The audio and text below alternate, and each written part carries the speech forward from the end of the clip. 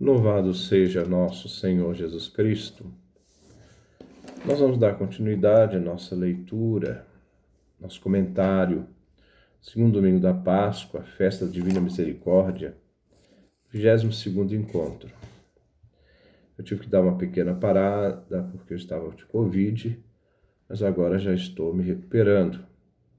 Ainda não estou liberado, mas vou fazer esse vídeo. Hoje celebramos, no segundo domingo da Páscoa, o domingo da Misericórdia. A presença de Jesus ressuscitado no meio dos discípulos. Veremos aqui duas cenas que acontece, tendo em vista aquilo que nós vimos no domingo passado, primeiro domingo da semana. Então Jesus se manifesta no meio dos apóstolos este domingo, no Evangelho de hoje. Em uma segunda cena, nós temos o apóstolo Tomé. Devemos ver este relato unido então com o domingo passado. E os dois personagens, Pedro e o discípulo amado.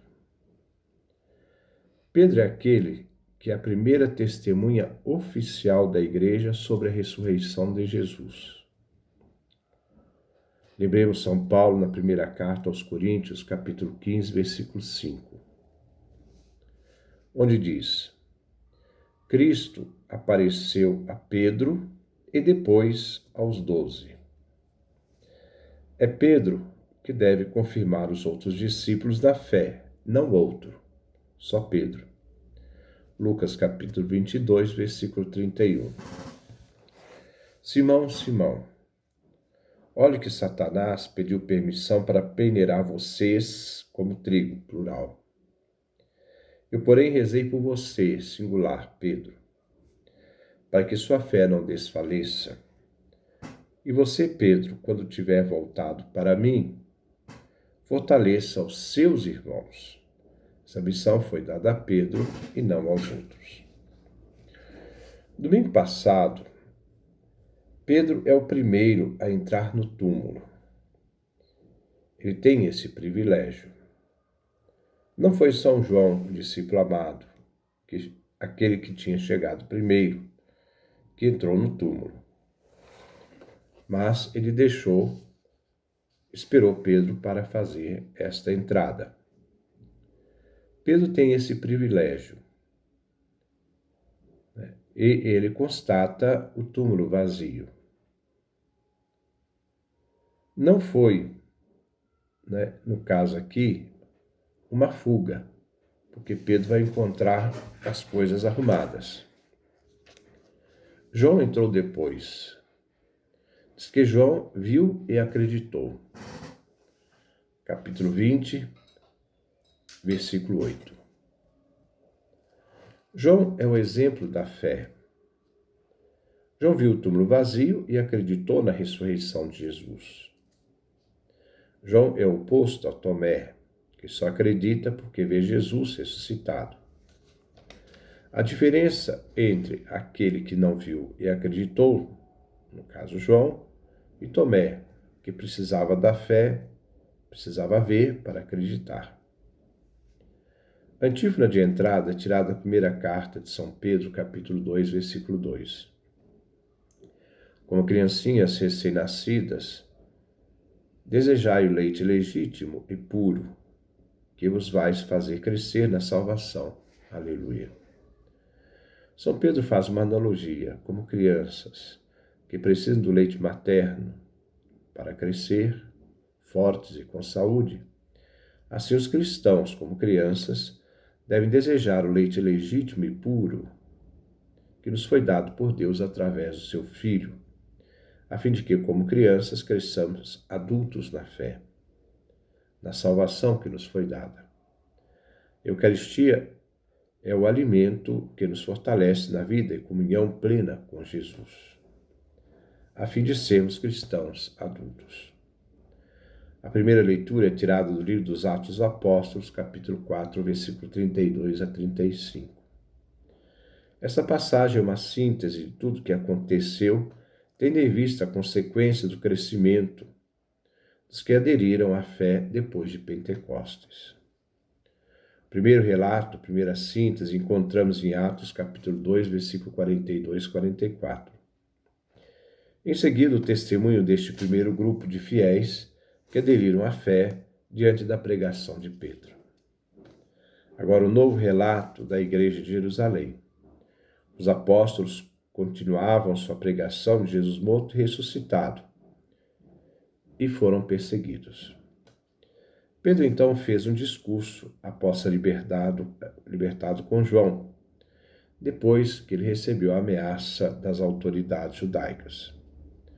Após o discurso de Pedro libertado, nova manifestação do Espírito Santo aconteceu. Capítulo 4, versículo 31. Com a força do Espírito Santo e o anúncio dos apóstolos, a igreja cresce. Daí o nosso texto que relata a vida da igreja primitiva. A comunidade dos fiéis, isto é, a igreja, vivia em comunhão plena, um só coração, uma só alma. Muitos, mas unidos numa unidade de coração e alma. Uma igreja viva, não uma igreja morta ou uma igreja fria. Havia um despreendimento das coisas materiais na igreja primitiva. Ninguém da igreja considerava a propriedade particular as coisas que possuía. Não. Consideravam o que possuíam. Eles não consideravam o que possuíam como seus. Alguns veem nisto um comunismo, mas nunca será comunismo. Os cristãos eram livres diante das coisas que possuíam, não se apegavam a elas. Eles eram livres para assim pensar e dispor o que possuíam. No comunismo, ninguém é livre, nem pode dispor de nada. Não há liberdade no comunismo. Os cristãos não perdem sua liberdade, nem mesmo quando dispõem daquilo que lhes pertence. Tudo era posto em comum entre eles, livremente, tendo em vista a ação do Espírito Santo na igreja, tendo em vista também a igreja e o amor que eles têm a Jesus Cristo, que transforma a vida deles. No comunismo não existe Jesus Cristo nem igreja. Era uma disposição para a unidade da igreja que nós vemos. O testemunho dos apóstolos era determinante na igreja, pois os apóstolos davam testemunho da ressurreição de Jesus. Jesus venceu a morte, ele vive. Eles são testemunhas vivas de tudo que aconteceu com Jesus de Nazaré. Esse anúncio não é permitido no comunismo.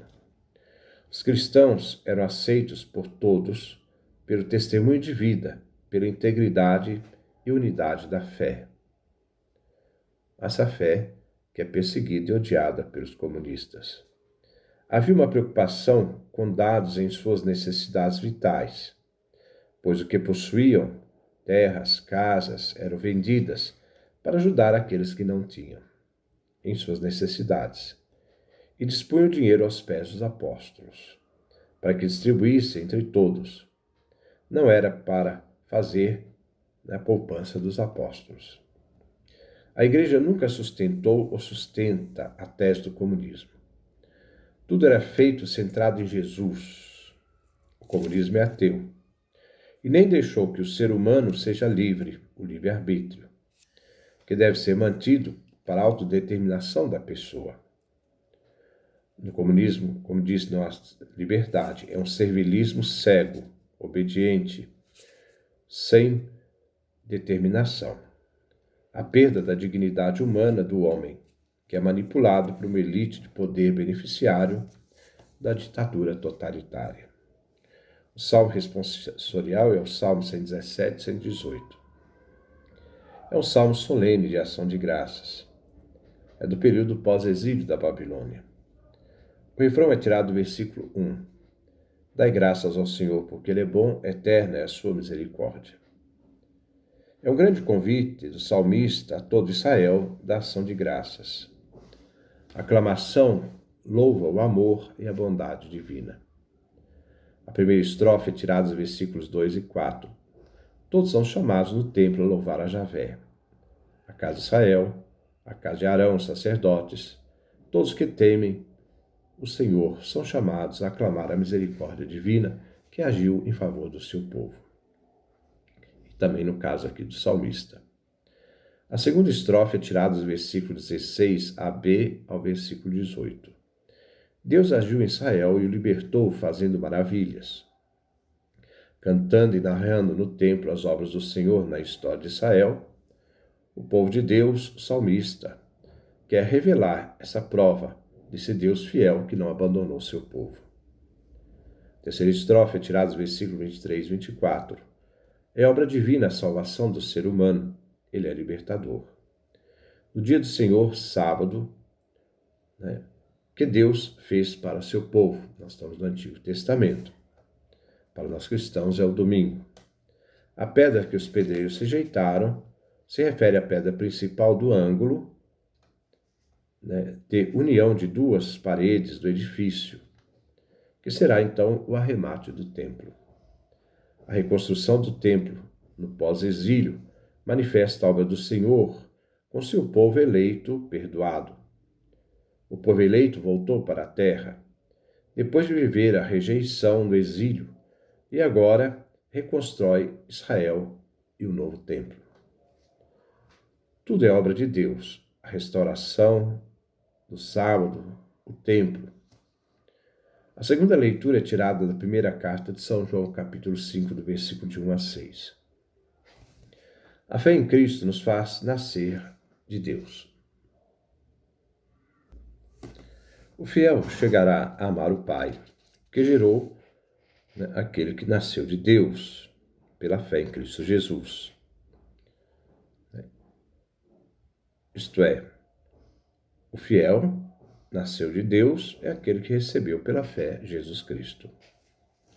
Somos chamados a amar os filhos de Deus gerados pela fé no Cristo. E assim, consequentemente, amar o Pai, guardando os mandamentos do próprio Pai eterno, revelado em seu Filho Jesus. João expõe agora o que é o amar a Deus, o que significa o amor ao Pai.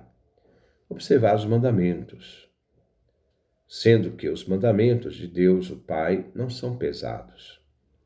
A consequência é que todo que nasceu de Deus, que crê que Jesus é o Cristo, vence o mundo, por meio da nossa fé.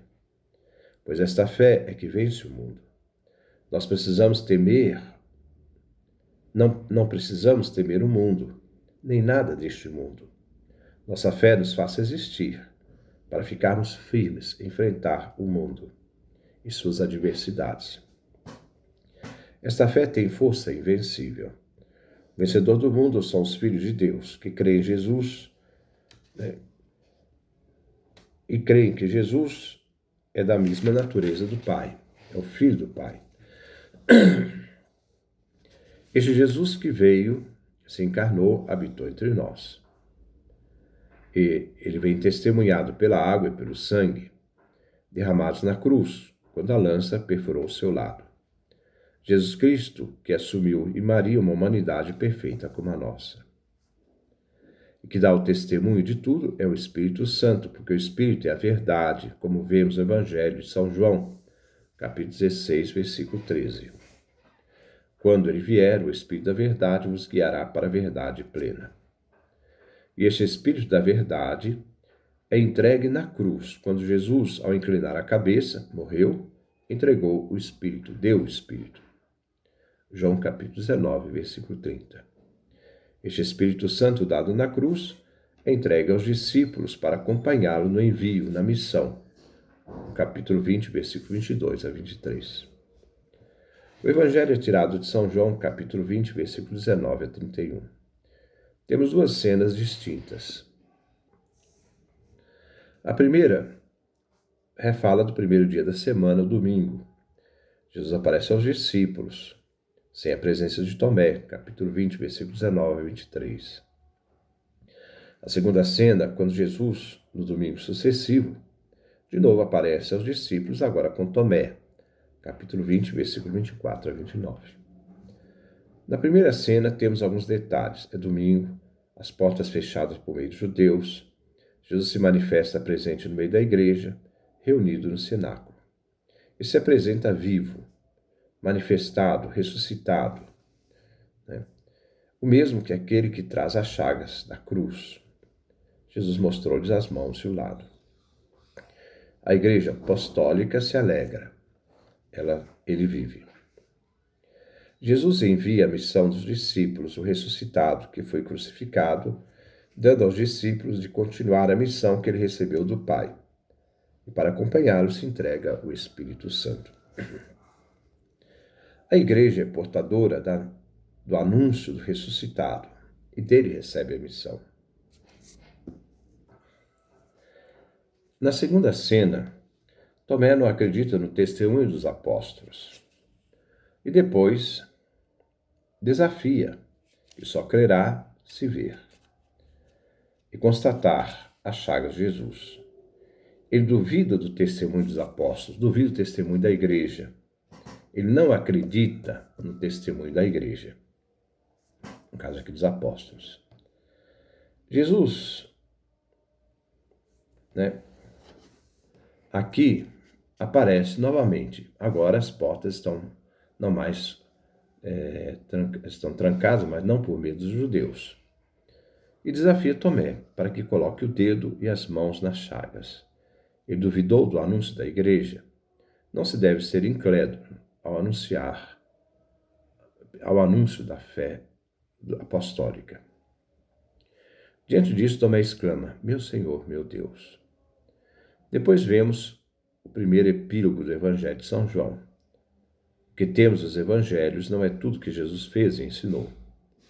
Mas o que temos escrito é suficiente para o testemunho dos apóstolos, a igreja, que é chamada a crer.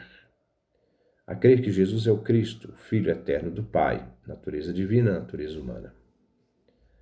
E a vida se obtém em seu nome, isto é, na pessoa de Jesus Cristo, Filho de Deus. Então ali nós temos o suficiente para a adesão à fé a Cristo. A antífona de comunhão é tirada do Evangelho de São João, capítulo 20, versículo 27. Coloca aqui tua mão, reconhece o lugar dos cravos, não sejas incrédulo, mas fiel. Aleluia. A igreja comungante é chamada a crer na verdade que comunga. É o próprio Jesus, meu Senhor e meu Deus, que tomamos em comunhão. É o próprio crucificado, ressuscitado, vivo na Eucaristia. Que o alerta que Jesus fez a Tomé sirva a esta hora de comunhão.